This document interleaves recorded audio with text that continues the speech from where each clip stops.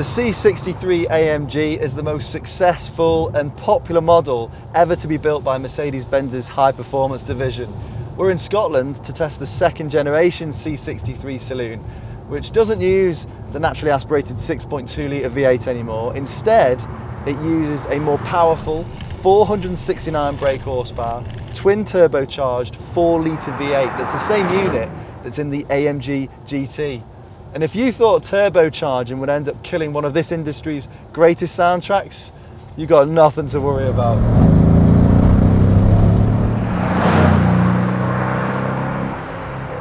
For those of you who think the C63 is simply a tarted up C-Class, then think again. Aside from this hand-built engine, it's lower, the front and rear tracks are wider, it uses redesigned bumpers to ram air into these intercoolers, and it also uses unique springs, dampers and anti-roll bars.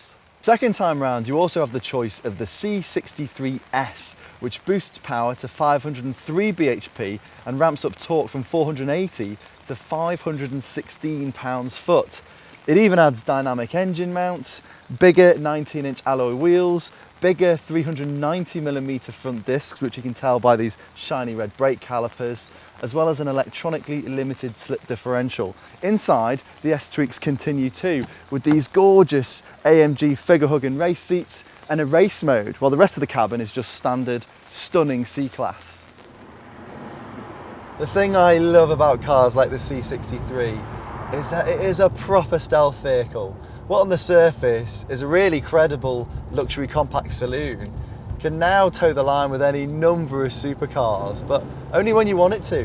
When the family's in here, this thing will just burble along at 1000 RPM in top gear of this 7-speed automatic, and it is so refined. And yet other times it'll act like a complete hooligan when the mood takes you.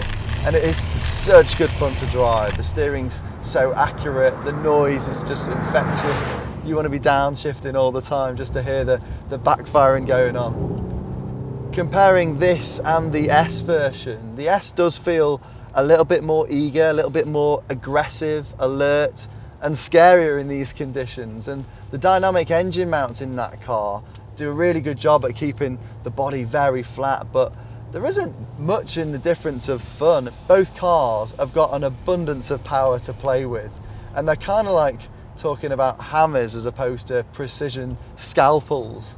Whether you go for this car or the S kind of just depends on how big a hammer you want.